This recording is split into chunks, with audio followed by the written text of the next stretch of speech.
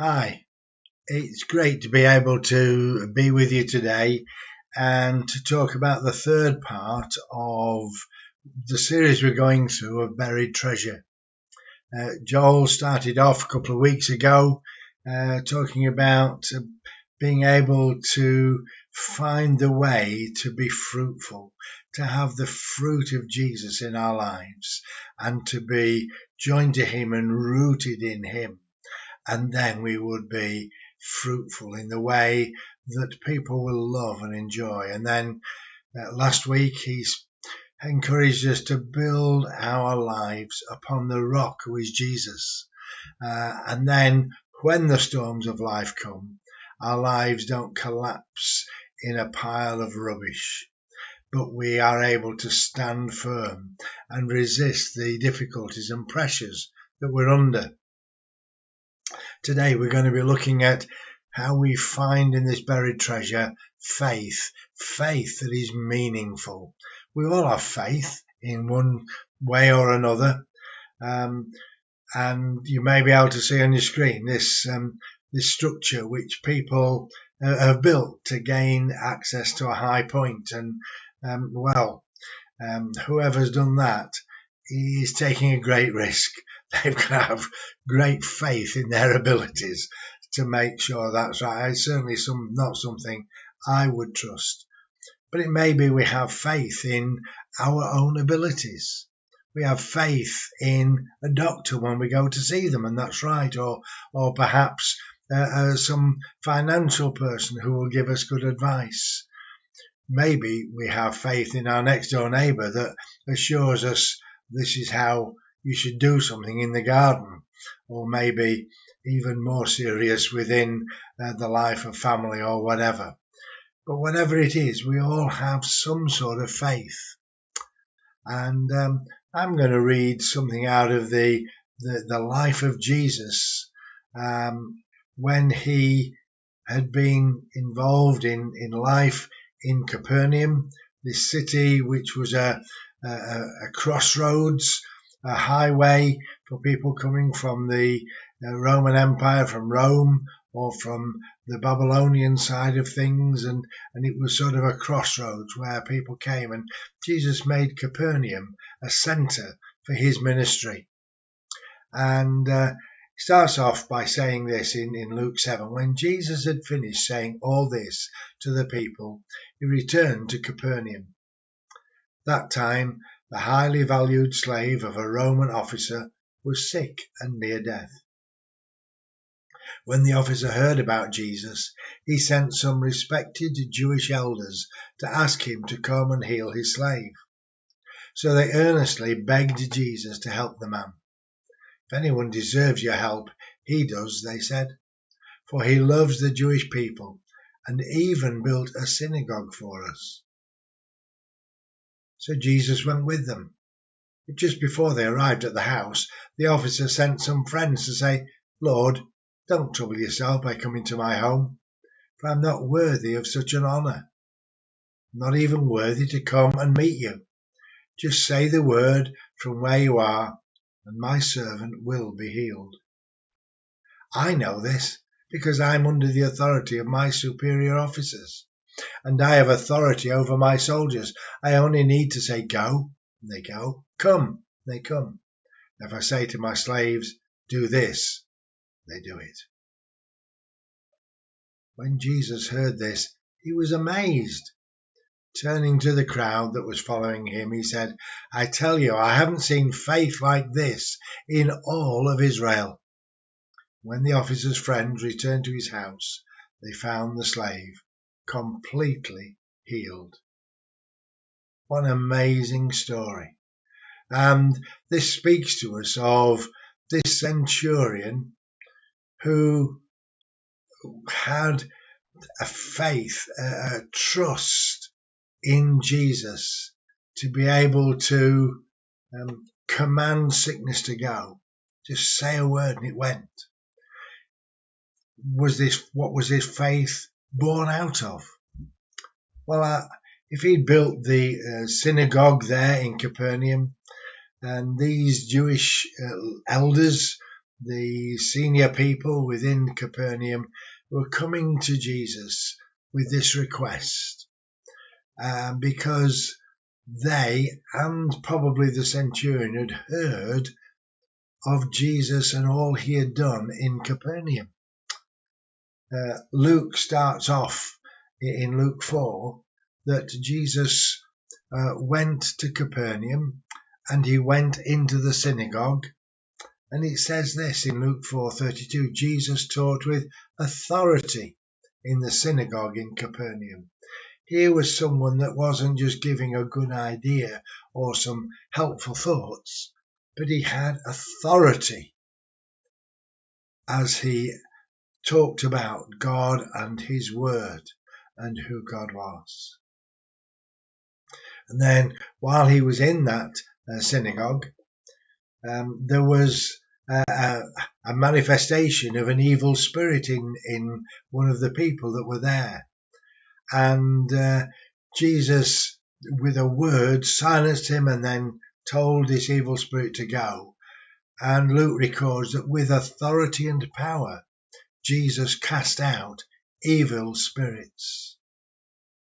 It then goes to show that Jesus went back to Simon Peter's house and healed his mother-in-law.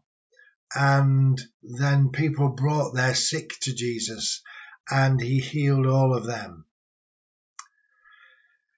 There was an incident just after that where Jesus was in a house and the house was crowded and people brought a paralyzed man to him. They couldn't get this man to Jesus, but their faith said, we've got to get this man to Jesus.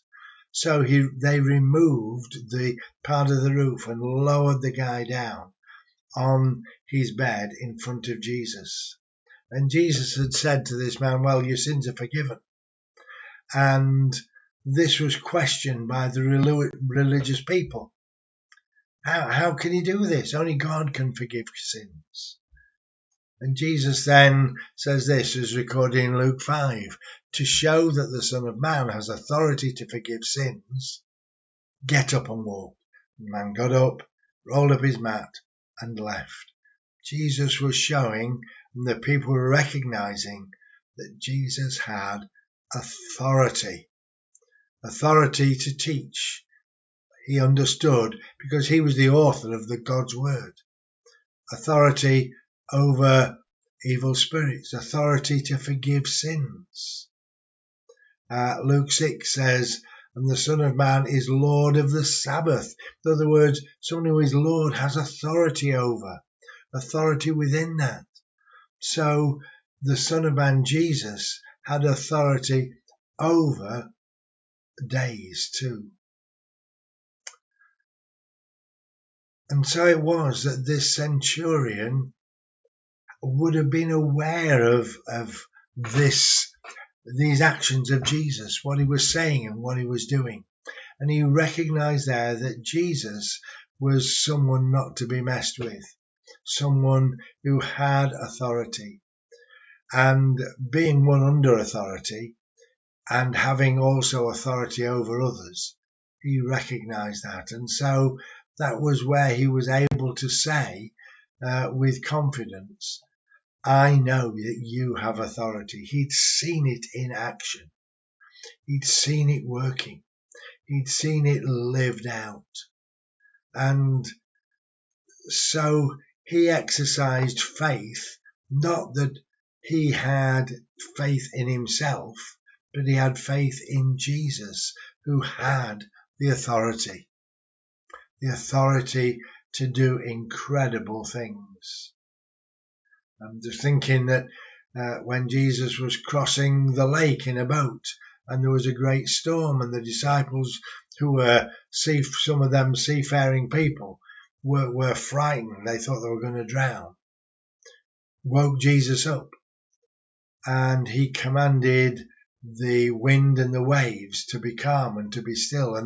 And they were amazed because they said Jesus is one who has authority over even the wind and the waves that obey him. So Jesus was recognized as one who had authority. What about us? Where does that leave us in terms of our faith? When we look at that and we see the faith of the centurion, we see the faith of the people who were interacting with Jesus, we say, where does that leave me? I can't have faith that great. Well, you see, faith is not a passive faith. It's not something that we just say we believe. Not just something that we have and hold on to and do nothing with. We can't be reassured by faith that is just words. You see, I would want us to think about that. Faith is a doing word. It's a verb. It's something that is active. In James 4, the summary of it says, faith is evident by the way we live it out. It's not just words. It's not something we say, but it's the way we live. It's how we actually live it so that people can see that we do have trust and confidence that Jesus has got authority.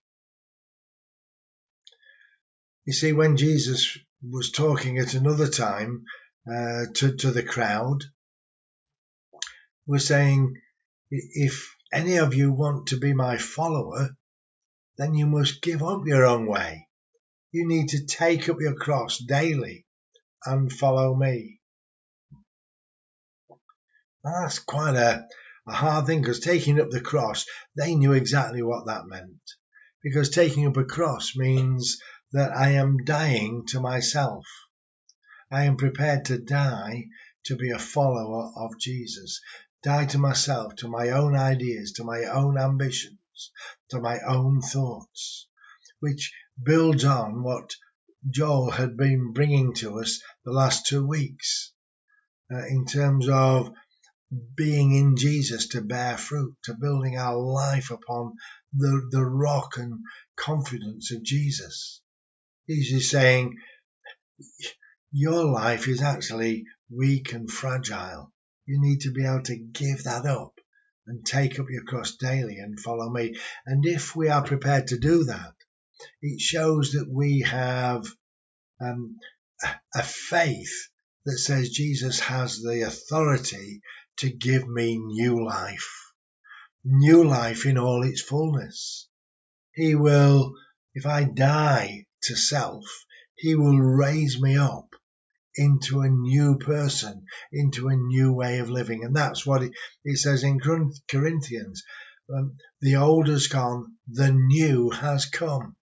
Why? Not because of anything I've done, not because of anything we can do of ourselves, but because I've been prepared to give my life up for the sake of following Jesus.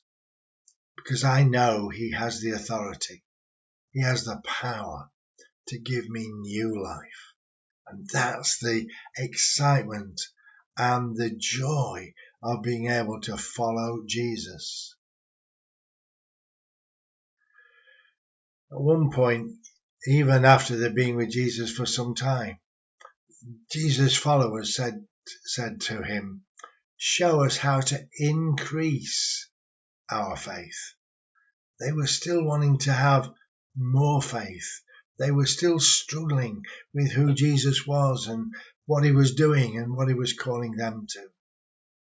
But Jesus answered, if you had faith, even as small as a mustard seed, you could say to this mulberry tree, may you be uprooted and be planted in the sea, it would obey you. See, Jesus is not saying you've got to muster up a lot of faith.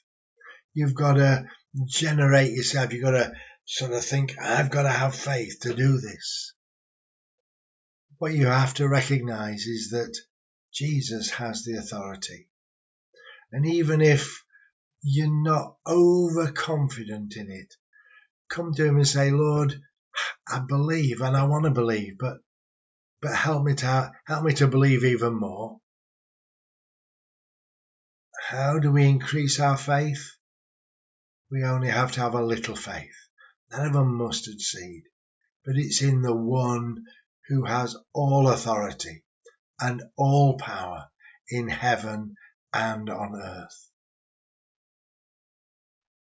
And we exercise our faith by trusting in the one who loves us, who gave his life for us, who says he will be with us and he will strengthen us. He is the one who can be trusted. It's not how big our faith is, but it's our small faith put into a big God, a God who will answer, a God who can answer, a God who does answer. He won't answer everything in the way we want it, but he will know what is right for us at the right time. And he will look at our faith and he will encourage us and strengthen us as we're aware of his presence, bearing fruitfulness in our life. As when the storms of life come, our lives are founded upon Jesus the rock. Our faith will hold us secure because we have faith in a great big God. Bless you.